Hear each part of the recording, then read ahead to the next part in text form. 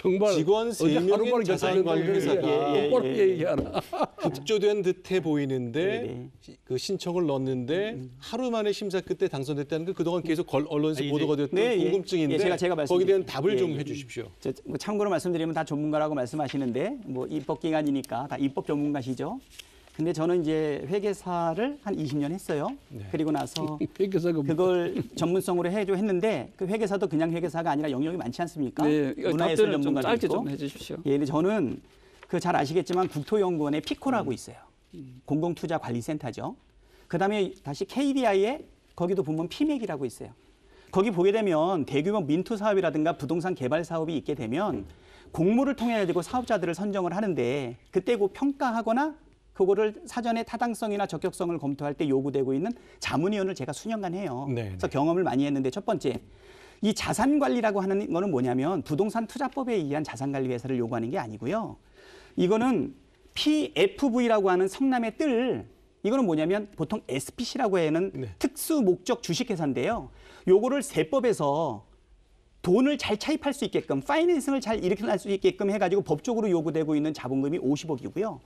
그리고 이게 90%를 배당을 하게 되면 법인세를 면제해줘요.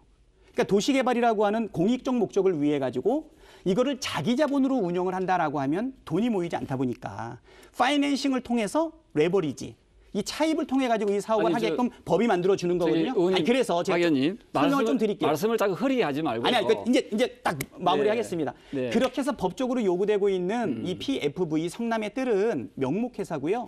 이 명목회사를 대신해 가지고 자금을 관리하고 조달하고 하는 것을 우리가 보통 자산관리회사라고 AMC라고 하는데, 이 회사들은 주로 누가 많이 하냐면 어떤 경우에는 금융기관의 단위 농협이라든가 단위 수협이라든가 이런 데서도 너무 진행을 길어요. 많이 해요.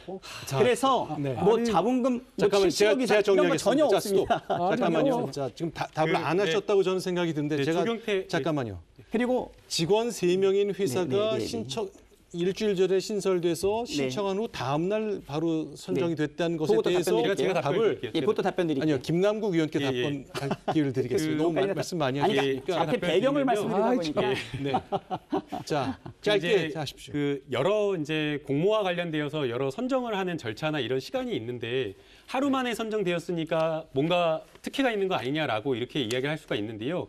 실제 시간이나 이런 것들 다른 뭐 여러 투자 회사나 이런 것들을 보게 되면 실제 합숙해서 여러 시간 여러 날이 걸리게 되면 오히려 거기에 로비나 이런 것들이 걸리고 또 그런 어떤 전문가들을 오랫동안 2박 3일이나 1박 2일 이상 해놓을 수가 없기 때문에 1박 2일이나 보통 그런 정도의 시간이 걸린다라고 합니다. 맞습니다. 그리고 또 지금 이런 어떤 화천대유 지금 말씀하셨는데 짧은 기간 내에 됐는데 어떻게 이 1인짜리 회사 얼마 됐고 신생회사를 보고 했냐라고 했는데 화천대유를 보고 평가를 하지 않았습니다. 1000점 만점에 화천대유 평가 점수는 20점에 불과했고요. 화천대유 설립한 그 점수를 보고 한 것이 아니라 화천대유 운영 그리고 화천대유는 그냥 20점에 불과했고 불과 20점에 불과했고 실제로는 아예 그 가장 중요한 거는 자금 조달이라든가 이런 것들을 주로 봤습니다. 그리고 이제 가장 객관적인 평가 점수를 제가 들고 나왔는데요. 1000점의 성남 컨소시엄이 994점이었고요. 한국은행 909점, 그리고 메리츠 종합금융이 832점이었습니다.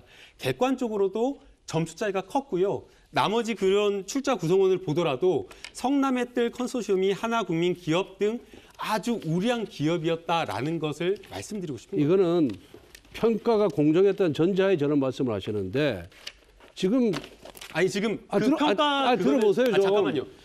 그 권성동 의원이 지금 제가 말씀드린 거는 그 지금 평가와 관련되어서는 물론 자, 제가 지금 여러 가지 제가- 문제가 있을 수는 아니, 있습니다. 자, 그러나 제가 말씀드린 내 발언 거는 시간이 순서를 정해주셔야 화천대유와 돼요. 관련되어서 두 분이 하십시오. 조경태 의원님께서 말씀하신 짧은 기간에 설립된 거 어떻게 선정될 수 있냐라는 거에 대한 답변을 드린 아니, 겁니다. 들어보세요. 그래서 본인 의견 얘기했으니까 남의 의견도 경청할 줄 알아요. 아니, 제가 또 들어오네. 아니, 권선동 의원님, 예. 제가 말씀드린 거는 조경태 의원님에 아니, 대한 그러니까 답변을 드린 거라고 내 말씀드린 의견을 겁니다. 얘기하는 거예요. 그 지금 뭐 평가 점수가 굉장히 공정하고 차이가 많이 나서 아무 문제가 없다는 식으로 얘기하는데 저거는 평가가 공정하다는 전제하에 할 수 있는 얘기고요. 제가 주장하는 거는 평가가 공정하지 못했어요. 왜? 유동규가 그 화천대유의 실제 주인인 김만배로부터 700억 원의 뇌물 약속을 했다는 거 아닙니까? 뇌물수수 약속을 했다는 거 아니에요. 그러니까 이건 사전에 김만배와 유동규 또 유동규의 위에 있는 시장계 보고가 됐는지 안 됐는지 모르지만 그 사람들이 다 서로 알면서 짜고 치는 고스톱이었다는 거죠. 그러니까 설계도 잘못된 것이고 평가도 나는 문제가 있다고 보는 거예요. 지금 그건 검찰 수사 결과에 아마 나타날 겁니다. 그리고 전혀 다른 논점인 거잖아요. 지금 한 이야기하고는. 그다음에 다른 이야기를 하시면서 다른 논점인 거잖아요. 지금. 그다음에 저도 좀 말씀드려요. 조금 시간 드리겠습니다. 아니 자기들만 얘기하려면 아니, 다른 이야기를 토론하지 하는 뭐 하래. 그러면 저는 우리 권 선생님 하고 하고 있어요, 지금. 그다음에 제가 하는 걸로 좀 예약해도 되겠죠. 그다음에 지금 여기가 국회 상임위장에 의사 진행 발언할 때 사회자의 말씀, 상임위원장의 말씀을 안 듣고 하시는 모습과 그대로 그러니까. 똑같습니다. 이거 여기도 마이크를 끊어야 됩니다. 예.